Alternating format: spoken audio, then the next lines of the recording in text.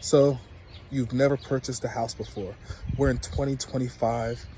A lot of things are different than they used to be, but right now I would say is one of the easiest times to buy your first home. So I'll give you a couple pointers. First off, if you don't know the first step, where to begin, I would definitely say speak to a lender. If you need a lender referral, you can definitely reach out to me.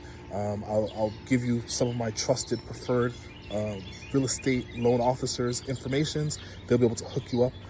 If you're working with a realtor, make sure you reach out to your real estate agent. They probably have a lot of great lenders who they have worked with before in the past who can take care of you.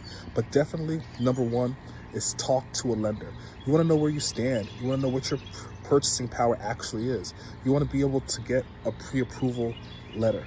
So what does it take to get pre-approved?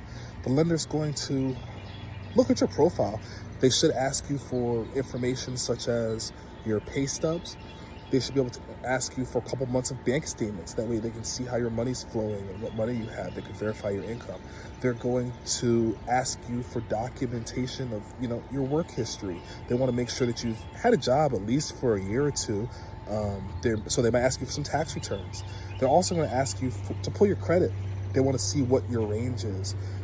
Depending on the lender you use, credit itself, the score may or may not be that big of a factor.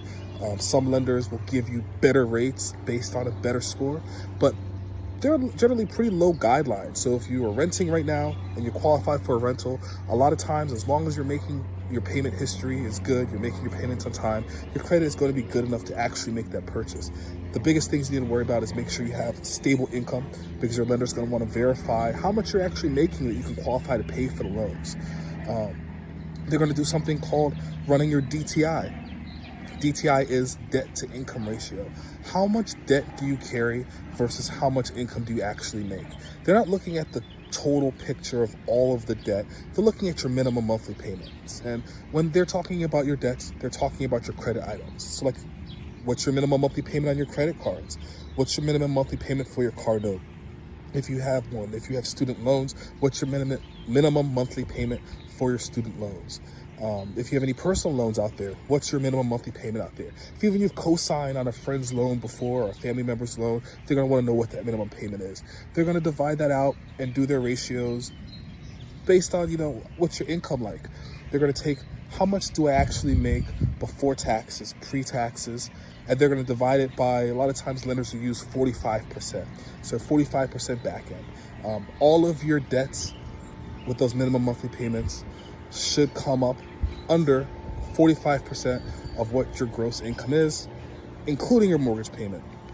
So, if you have, let's just say, a $10,000 a month income, 45% for easy numbers is $4,500, right? They're going to take that $4,500 and they're going to subtract out what your debts are. They're going to take out your car note from that. You're going to take out the minimum monthly payment for any student loans, any type of credit cards you have. And they're going to come up with a number. And whatever number that is, the difference remaining will be your allotted purchase power amount. So let's just say you have, $2,000 of that $4,500 being spent on credit items. That means you're going to be able to qualify for about a $2,500 a month payment. So make sure that you get your debt to income ratio as low as you can so you can qualify for more. But if you know that, you really don't want to have a $2,500 payment and you only want to have an $1,800 payment, you're well within that range. There's no problem. But if you want your payment to be $3,000 a month, and with that $4,500 allowance that you have, you're already having $2,000 or $3,000 worth of those minimum credit items. You want to knock that down. That way you can get a payment for a property of what you're comfortable with. Of course, that's your mortgage payment, plus any taxes, any type of condo fees or HOA fees has to all be wrapped up within that. But let the lender worry about those numbers. You don't really need to worry about that. That's just kind of a basic guideline on what most lenders go by. Depending on the loan type, there are variances. I've seen people's debt to income ratio go as high as 55, 58%, especially if you're doing like a VA loan or, certain type of conventional loans will allow more flexibility with that. It's all going to depend on your specific profile on your specific loan officer and what programs they allow you guys to use. But there are plenty of programs out there, and I would say right now is one of the easiest times in history to be able to qualify for a loan and buy a property. Depending on what area you live in, is going to depend on if you have access to certain loan types, such as USDA loans. USDA loans are 0% down loans. 0% down is a great loan program, but it's targeted typically for more rural areas.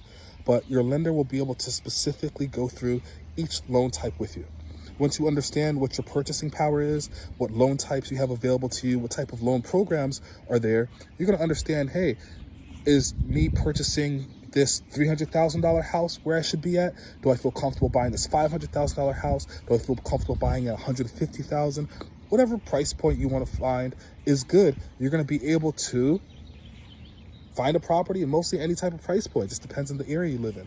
So I would say if you're renting a property right now, stop throwing your money away. Make sure you talk to a loan officer.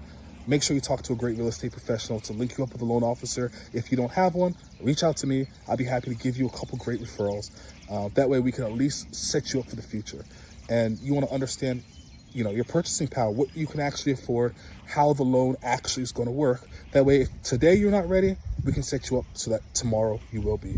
But I think that everybody should be purchasing their first home. It should be a goal. It should be on your radar. Otherwise, if you're going to rent forever, you're going to be buying multiple properties and paying for your landlord's lifestyle. And I always suggest pay for your own lifestyle.